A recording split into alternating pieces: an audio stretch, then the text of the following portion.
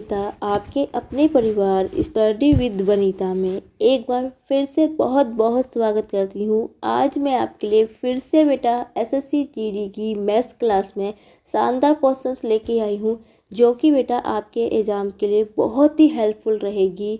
तो शुरुआत करते हैं अपने सीधा क्वेश्चन से। तो बेटा सीधा क्वेश्चन से शुरू करूँगी मैं अपने आज की क्लास। तो शुरुआत करते हैं अपने पहले क्वेश्चन से। पहला क्वेश्चन क्या है, एक व्यक्ति चावल को 10% लाभ पर बेचता है, वास्तविक माप से 20% कम वजन का प्रयोग करता है, उसका लाभ प्रतिशत क्या है। प्रॉफिट एंड लॉस, लाभ और हानि वाले चैप्टर से हैं, जो कि बेटा एक क्वेश्चन हमेशा एग्जाम में पूछा जाता है इसका। तो बेटा इस टाइप के क्वेश्चंस को कैसे हम करेंगे, ध्यान से समझेंगे। जब हमें बेटा क्रय मूल्य या हमें विक्रय मूल्य या कोई भी मूल्य नहीं दिया जाता है, तो वहाँ पे हम अपना वास्तविक जो मूल्य है वो उसको 100 लेके चलते हैं। आपको पता है कोई भी चीज़ अपने 100% पे होती है। अब बहुत ही वेरी इंपॉर्टेंट क्वेश्चन है, ध्यान से इस क्वेश्चन को समझेंगे बेटा। 10% का लाभ पर बेचता है। बेटा लाभ पर बेचना क्या होता है, उसका विक्रय मूल्य, जिसको हम बोलते हैं इंग्लिश में सेलिंग प्राइस, जिसकी शॉर्ट फॉर्म होती है एसपी। हमेशा चीज़ यहाँ पे बेची जाती है और यहाँ पे खरीदी जाती है क्रय मूल्य, जिसको कॉस्ट प्राइस कहते हैं। तो बेच रहा है बेटा 10% लाभ पर। तो मैंने आपको पहले भी बताया था और हमेशा एक चीज़ बताती हूँ बेटा, जब भी लाभ की बात होती है 100 में जोड़ा जाता है, हानि होती है तो 100 में घटाया जाता है। तो 100 में आपने 10 जोड़ा तो कितना हो गया, 110 रुपये हो गया। ठीक है, फिर उसने बोला वास्तविक नाप जो होता है वो क्रय मूल्य का होता है। जो स्टार्टिंग में जो वैल्यू होती है वो उसका वास्तविक माप होता है दुकानदार का, वो क्या होता है, उसका क्रय मूल्य से 20% कम है। बेटा कम की बात की है तो 100 में से घटाएंगे तो कितना हो गया, 80 हो गया। या आपको ये भी कन्फ्यूजन हो रही हो कि 80 यहाँ पे लिखूँ या 110 यहाँ पे लिखूँ, तो मैं आपका कन्फ्यूजन भी क्लियर कर देती हूँ। जब भी आपसे लाभ प्रतिशत पूछा जाता है, वैसे तो बेटा मैं एक चीज़ बता दूँ, जो बेईमान दुकानदार होते हैं जहाँ पे घोटाले की बात की जाती है, वहाँ पे हमेशा लाभ प्रतिशत ही होगा, वहाँ पे हानि नहीं होती, क्योंकि वहाँ पे क्या है, दुकानदार घोटाला कर रहा है, बेईमानी कर रहा है। तो बेटा वहाँ पे हमेशा जब भी लाभ की बात की जाएगी तो क्रय मूल्य हमेशा कम होगा, विक्रय मूल्य हमेशा ज़्यादा होगा। इनके यहाँ पे हानि प्रतिशत पूछी जाती है तो हमेशा क्या होता है बेटा, विक्रय मूल्य हमेशा ज़्यादा होगा और विक्रय मूल्य हमेशा कम होगा और क्रय मूल्य हमेशा ज़्यादा आएगा, तब वहाँ पे हानि होती है। तो आप ऐसे भी इसको कर सकते हैं। तो बेटा सीधी सी बात है, आप अब क्या करेंगे बेटा 80 की चीज़ है वो 110 में बेची गई है। 80 की चीज़ जब 110 में बेची गई तो यहाँ पे आपको कितने का लाभ हो रहा है, प्रॉफिट हो रहा है, ये हो रहा है बेटा आपको 30 का, इसको यहाँ पे लाभ हो रहा है आपको। तो पूछा क्या है, लाभ प्रतिशत निकालने का फॉर्मूला होता है बेटा लाभ कितना बेटा आपको 30 बटा क्रय मूल्य लाभ और हानि हमेशा क्रय मूल्य पे निकलती है, बटा 80। क्रय मूल्य क्या है, जो पहली वैल्यू होती है, गुना 100, ये इसका फॉर्मूला होता है बेटा। आंसर सही में ही आएगा, ये पक्का श्योर है। 0 से 0 कर गया, 2 चौके 8, 2 पंजे 10, 2 दूनी 4, 2 एकम 2, 2 पंजे 10।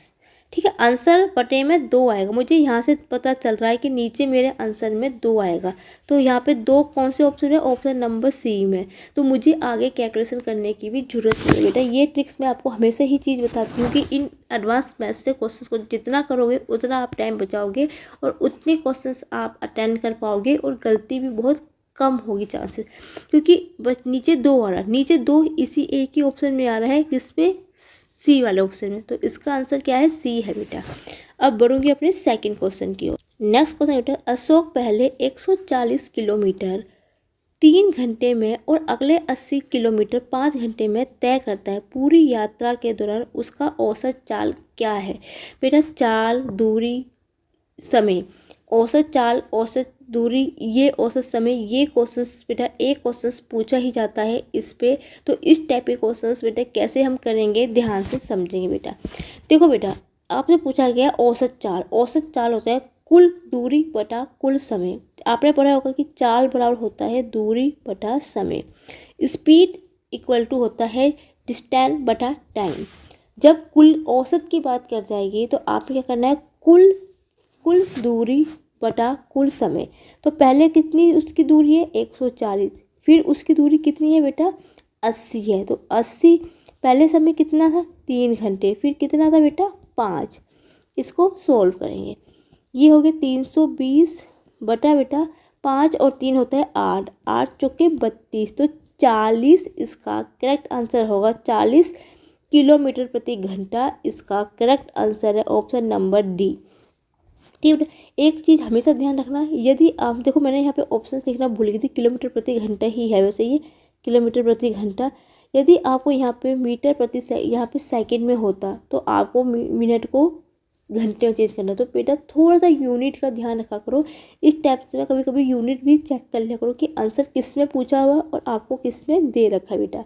ठीक है, यहाँ पे भी बहुत बच्चे यहाँ पे गलती करके आते हैं, फिर आपके मार्क्स करते हैं, फिर आप बोलते हो कि मैं तो करके सही आया था तो मेरे मार्क्स कहाँ कर रहे। तो बेटा ये थोड़ी थोड़ी मेजर गलतियाँ हो जाती है। ठीक है बेटा, अब बढ़ते हैं अपने नेक्स्ट क्वेश्चन की ओर। नेक्स्ट क्वेश्चन बेटा, राजेश अकेला एक कार्य को 114 दिनों में पूरा कर सकता है, उसी कार्य को 19 दिनों में पूरा करने के लिए राजेश जैसी दक्षता वाले कितने व्यक्तियों की आवश्यकता थी बेटा। टाइम एंड समय, कार्य और समय वाले चैप्टर से है बेटा। इसमें 2-3 तरह के क्वेश्चंस होते हैं कि आपसे किसी भी प्रकार से क्वेश्चन पूछा जा सकता है। तो मैं आपको हर एक ट्रिक्स, हर एक प्रैक्टिस सेट में मैं आपको कराऊंगी। तो इस टाइप का क्वेश्चंस पूछ लिया जाए तो आपने क्या करना है, तो M1 D1 बराबर होता है M2 D2 के इक्वल फॉर्मूला लगाना और आपका आंसर आ जाएगा। उसने क्या बोला, M1 व्यक्ति कितना है, एक कार्य, एक व्यक्ति है क्योंकि राजेश अकेला है।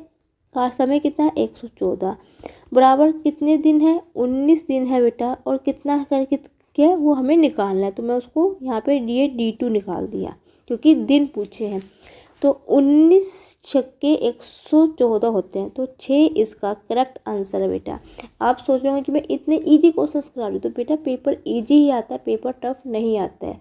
आप अभी जो पेपर हुए थे जनवरी फरवरी में जिसके हुए थे बेटा, जिन्होंने भरे होंगे या आप पीछे चेक करके देख लीजिए, तो पेपर बेटा टफ बिल्कुल भी नहीं आता है, इसी टाइप के क्वेश्चंस पूछे जाते हैं बेटा।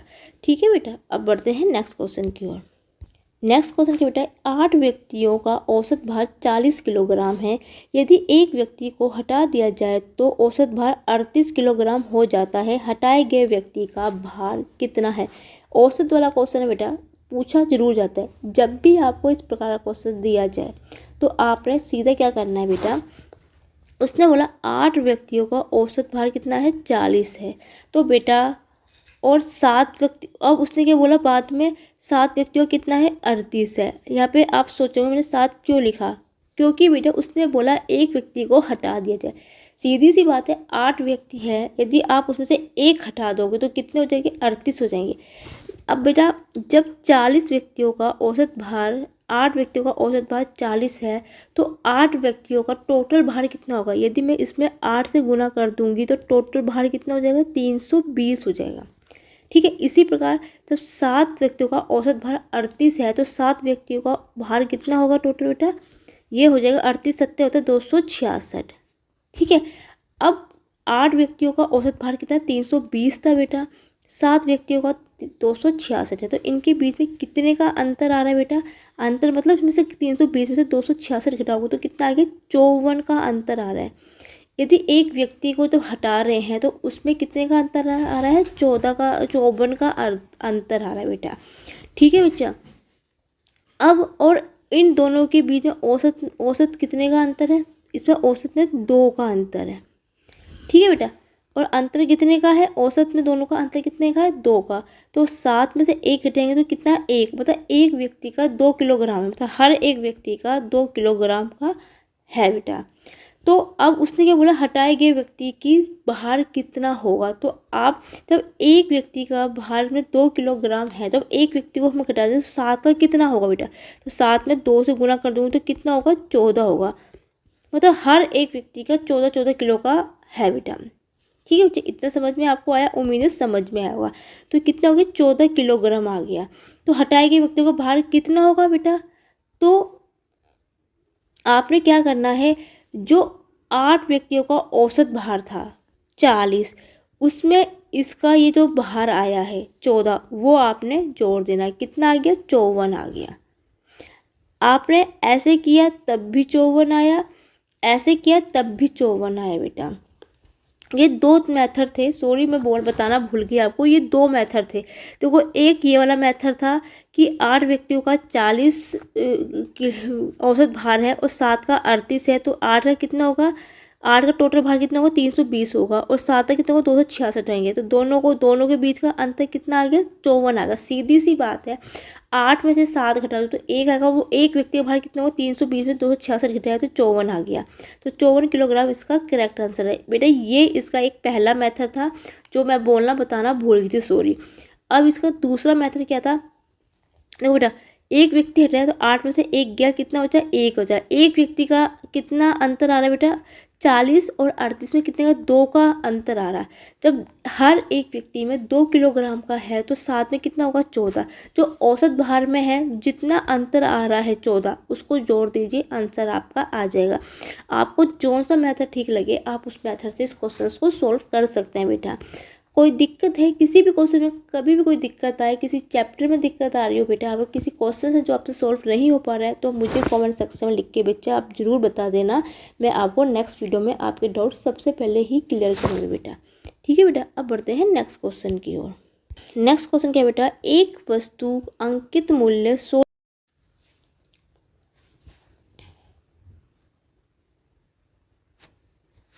बेटा नेक्स्ट क्वेश्चन क्या है, एक वस्तु का अंकित मूल्य 1600 रुपये है, लेकिन रोहन को 20% छूट मिलती है, वह 1600 रुपये में बेचता है, रोहन लाभ प्रतिशत क्या है।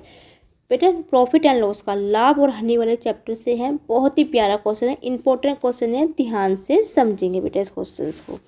ठीक है बेटा, इस टाइप के क्वेश्चंस को कैसे किया जाता है ध्यान से समझेंगे बेटा। देखो उसने क्या बोला, अंकित मूल्य में 20% की छूट मिलती है। तो पहले बेटा हम देखते हैं कि वो वस्तु उसको कितने की वो चीज़ बेच रहा है। तो 1600 रुपये का आपने 20% निकालना, प्रतिशत हटाएंगे तो 100 आएगा, 20 पंजे 100 आ गया, 5 या 15, 5 दूनी 10, 320 रुपये की उसको छूट मिल रही है बेटा 1600 रुपये में। अब बेटा आप ये देखिए 1600 रुपये की चीज़ है, अब आप इसमें 320 की छूट दे रहे हैं, तो वो चीज़ कितने में बेची जा रही है। तो 1600 रुपये में से यदि मैं 320 हटा दूंगी तो मुझे कितने रुपये मिलेंगे बेटा, ये मिलेंगे मुझे 0,812 1280। ये क्या निकला, मेरा क्रय मूल्य निकला, CP। मतलब जो वस्तु मुझे पड़ी होगी वो 1280 की मुझे पड़ी होगी, ये मेरा क्या निकल गया, क्रय मूल्य निकल गया बेटा। ठीक है बेटा, ये मुझे क्या मिल गया, मेरे को क्रय मूल्य मेरा मिल गया बेटा। ठीक है बच्चा, ठीक है बेटा। पूछा क्या है, लाभ प्रतिशत। तो लाभ प्रतिशत सीधा सा मुझे पता चल रहा है कि लाभ मुझे कितने का हुआ है, 320 रुपये का मुझे लाभ हुआ है। सीधी सी चीज़ मुझे यहाँ से साफ पता चल रही है। कैसे बेटा, देखो बेटा, देखो यदि मैं इसमें से ये घटा दूंगी तो मुझे पता लगे कि मेरा क्रय मूल्य है, और जितना मुझे प्रॉफिट मिल रहा है 1600 का मैंने 20% निकाल दिया तो मुझे 320 रुपये मिला, मतलब 320 का मुझे क्या हो रहा है, लाभ हो रहा है यहाँ पे। तो लाभ प्रतिशत का फॉर्मूला होता है, लाभ 320 हो गया बटा क्रय मूल्य, क्रय मूल्य कितना है 1280 है, गुना 100 हो गया। सोल्व करो, काटेंगे पीटेंगे हो जाएगा बेटा, 32 से कट जाएगा शायद, कितने कटेगा, ये कटेगा 4 बार काटूँ, 4 1 दूनी 8, 4 बार कट जाएगा, ये 25 बार कटेगा। 25% इसका करेक्ट आंसर है, ऑप्शन नंबर बी। ठीक है बेटा, और इसको मैं दूसरे मेथड से भी आपको समझा देती हूँ, आपको जौन सा मेथड ठीक लगे आप उसको उस वाले मेथड से कर देना। ये एक पहला मेथड है, इसके अलावा मैं आपको दूसरे मेथड से भी इस क्वेश्चन को समझाती हूँ बेटा। ये इसका सेकंड मेथड है। इस टाइप के क्वेश्चन पे आपने क्या करना है बेटा, मार्केट प्राइस, क्रय मूल्य और विक्रय मूल्य। ठीक है बेटा, उसने क्या बोला था बेटा, यहाँ पे ना आप क्या करना, 100 रुपये लेके चलना है। यहाँ पे आप 1600 रुपये को, ये 1600 रुपये है ना, 1600 रुपये इसकी, सॉरी बच्चा गलत पेज खुल गया, ये वाला, हाँ, इस पे आप 1600 रुपये को मत लेके चलना। इसमें आपने क्या करना बच्चा, इस पर मैं आपको कह रही हूँ, आप मार्केट प्राइस में 100 लेके चलना। ठीक है बेटा, अब उसने क्या बोला था, 1600 रुपये की चीज़ में 20% की छूट दी गई है, और 1600 रुपये में चीज़ बेची गई। भाई जितने की उसने टैग लगाया है उतने की ही बेची है। तो 100 रुपये की चीज़ है तो उसने 100 रुपये में ही वो चीज़ बेची है। 20% की उसने छूट दी है। छूट कितनी है बेटा, 100 में से 20 घटाऊंगी तो मुझे क्या आ गया, 80। 80 क्या निकला मेरा, क्रय मूल्य। सीधी सी बात है, जब मैं मार्केट प्राइस में से छूट को मैं घटा दूंगी तो मुझे पता लग जाएगा कि मेरा वो क्या निकल गया, मेरा क्रय मूल्य निकल गया। आपसे पूछा क्या गया है बेटा, यहाँ पे आपसे पूछा गया था यहाँ पे। अब देखो बेटा, 80 की चीज़ 100 में बेची गई है तो यहाँ पे कितना हो गया बेटा, 20% का मुझे क्या हो गया, लाभ हो गया। लाभ प्रतिशत का होता है लाभ बटा क्रय मूल्य गुना 100 बेटा। 4 बार करेगा ये 25 बार करेगा, 25% इसका करेक्ट आंसर आ गया। आप इस वाले मेथड से भी कर सकते हैं, जौन सा मेथड आपको ठीक लगे आप उसको उस वाले मेथड से इस क्वेश्चन को सॉल्व कर लेना बेटा। ठीक है, कोई दिक्कत होगी तो मुझे कमेंट सेक्शन में बच्चा आप बता देना। ठीक है बेटा, अब बढ़ती हूँ नेक्स्ट क्वेश्चन की ओर। नेक्स्ट क्वेश्चन क्या है बेटा, सीता और गीता की वर्तमान आयु का अनुपात 3:5 है। यदि सीता की वर्तमान आयु 33 वर्ष है तो 5 वर्ष बाद गीता की आयु क्या होगी। इस टाइप का क्वेश्चन बेटा मैंने पहले भी आपको करवा रखा है। तो बेटा इस टाइप का क्वेश्चन को कैसे हम करेंगे, ध्यान से समझेंगे। बेटा ये सीता है और ये गीता है, इनका अनुपात कितना दे रखा बच्चा हमें, इनका अनुपात दे रखा 3:5 दे रखा बेटा। ठीक है, और सीता की वर्तमान आयु कितनी है बेटा, 33 है। तो बेटा एक चीज़ आप मुझे बताइए, 33 है अनुपात 3:5 है, 3 अनुपात में 33 हो जाती है वर्तमान आयु। तो बेटा यहाँ पे 33 कब होगी, मैं 3 में यहाँ पे कितने से गुना करूँगी कि मुझे 33 मिलेगा। यदि मैंने यहाँ पे 11 से गुना की होगी तभी तो मुझे 33 वर्ष मिला होगा ये। तो यदि 11 की गुना यहाँ पे की जाएगी तो 11 की गुना यहाँ पे भी होगी, तो 11 पंजे 55 हो गया। तो इसका मतलब क्या हो कि गीता की जो वर्तमान आयु कितनी है बेटा, वो 55 वर्ष है। ठीक है बेटा, 5 वर्ष के बाद गीता की आयु, बेटा बाद पूछी गई है, सीधी सी बात है, वर्तमान आयु 55 है, 5 वर्ष बाद पूछिए तो 55 में 5 जोड़ेंगे तो कितना हो गया, 60 वर्ष हो गया। पहले पूछते तो 55 से 5 घटा देते, वर्तमान पूछते तो 55 आता बेटा। तो बेटा इसका आंसर बी इसका करेक्ट आंसर है बेटा। अब बढ़ते हैं अपने नेक्स्ट क्वेश्चन की ओर। नेक्स्ट क्वेश्चन बेटा 25 और 45 का तृतीय अनुपाती क्या है बेटा। तृतीय अनुपाती मतलब थर्ड प्रोपोर्शन आपसे पूछा गया बेटा। तो इस टाइप के क्वेश्चन को निकालने का तरीका क्या होता है, b² बटा a। पेपर में इस टाइप का तृतीय अनुपात, चतुर्थ अनुपाती, मध्य अनुपाती, गुणोत्तर माध्य ये पूछा पेपर में जाता है बेटा। b क्या है, ये 25a है, तो दूसरा होता है वो b होता है। 45 गुना 45 बटा 25, 5 × 45, 5 × 5 25, 5 × 45, 9 × 81। ऑप्शन नंबर बी इसका करेक्ट आंसर है बेटा। अब बढ़ूंगी अपने नेक्स्ट क्वेश्चन की ओर। नेक्स्ट क्वेश्चन बेटा है, किसी संख्या का उसका 20% जोड़ने पर 240 हो जाती है संख्या, तो संख्या ज्ञात करें बेटा। बड़ा ही प्यारा क्वेश्चन है बेटा, कुछ नहीं है क्वेश्चन में, ध्यान से समझेंगे इस क्वेश्चन को कैसे करेंगे हम। ठीक है बेटा, इसके करने का तरीका क्या है बच्चा, उसने क्या बोला है 20% जोड़ने का। इस टाइप के क्वेश्चन को सोल्व करने का तरीका क्या होता है बेटा, 20% को सोल्व करेंगे तो 20 बटा कितना हो गया, 100 हो गया, ये प्रतिशत हटाया 100 हो गया, तो 20 पंजे 100, तो ये क्या हो गया 1/5 हो गया। अब इसको इस तरह से सॉल्व करेंगे तो नीचे वाली संख्या है बेटा, इसको मैं मूल संख्या मान लेती हूँ। इस टाइप के क्वेश्चन पे मूल संख्या मान लेते हैं, क्योंकि उसने बोला जोड़ने पर 240 हो जाती है, तो 5 में 1 जोड़ोगे तो कितना हो गया 6। यदि घटाने की बात करें तो नीचे वाली संख्या से ऊपर संख्या घटाते, जोड़ने की बात की तो ऊपर संख्या से नीचे वाली संख्या से ऊपर संख्या को जोड़ेंगे, तो ये 6 संख्या कितनी होगी 240 की हो जाती है। और तो 1 किसके बराबर होगा बेटा, 240 बटा 6, 6 चौके 24, तो 40 आपका करेक्ट आंसर नहीं होगा, क्योंकि मूल संख्या कितनी मानी हुई 5 मानी है।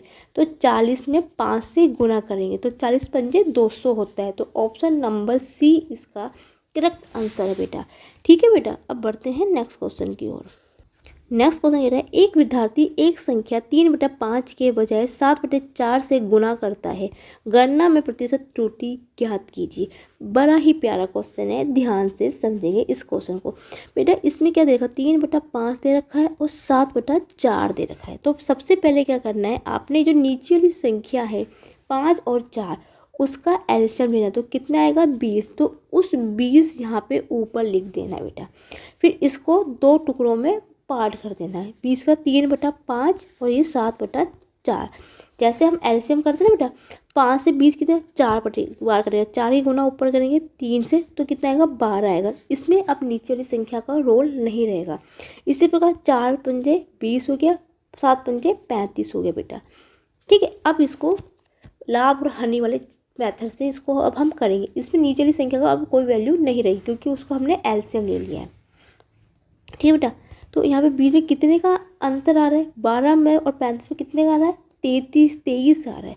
नेगेटिव में आएगा तो मतलब क्या हुई, त्रुटि हुई, तो 23 क्या हुई, इसकी त्रुटि हुई है। तो इसको सोल्व करने का तरीका क्या होता है, अब ये 23 किसके बराबर होगी, 12 के बराबर होगी। जैसे लाभ प्रतिशत निकालते हैं ना, त्रुटि बटा ये जो पहली जो संख्या है 12 गुना 100 कर देना, बस इसकी तरह इसको सोल्व करेंगे बेटा।